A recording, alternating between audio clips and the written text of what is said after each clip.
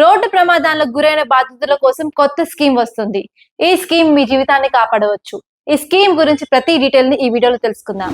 Central government cash less treatment for road accident victim scheme 2025 ని తీసుకురానుంది. ఈ scheme ని మన ప్రైమ్ మినిస్టర్ జనవరి 2026 లో లాంచ్ చేస్తారు. రోడ్డు ప్రమాద బాధితులకు గరిష్టంగా 1.5 lakh rupees cash less treatment ని ప్రొవైడ్ చేస్తారు. ఈ స్కీమ్ ని 7 days లేదా 1.5 lakhs ఖర్చు అయ్యేంత వరకు గోల్డెన్ హవర్ లో జాయిన్ అయిన వాళ్ళకి ప్రొవైడ్ చేస్తారు. ఈ స్కీమ్ ని లాంచ్ చేయడానికి మేజర్ రీజన్స్ ఏంటంటే, భారతదేశంలో ప్రతి సంవత్సరం లక్షలాది మంది యాక్సిడెంట్ లో చనిపోవడం జరుగుతుంది. మేజర్ రీజన్ వచ్చేసి గోల్డెన్ హవర్ లో ట్రీట్మెంట్ ఫెసిలిటీస్ ప్రొవైడ్ చేయలేకపోవడమే మేజర్ రీజన్ అన్నమాట.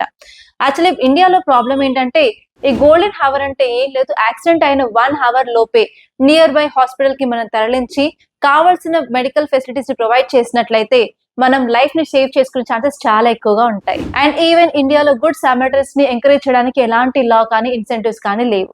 ఈ గుడ్ సమారిటన్స్ అంటే ఏం లేదు, ఎవరైనా సరే యాక్సిడెంట్ బారిన పడిన వెంటనే ఆ విక్టిమ్స్ ని హాస్పిటల్ కి ఎవరైతే చేర్చిస్తారో వారిని గుడ్ సమారిటన్స్ అంటారు.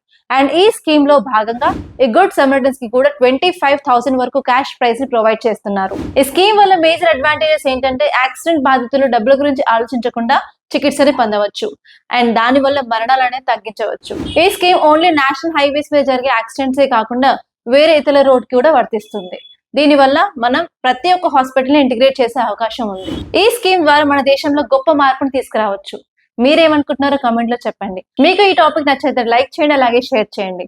మరిన్ని కరెంట్ అఫైర్స్ అప్డేట్ కోసం మన ఛానల్ సబ్స్క్రైబ్ చేసుకోండి.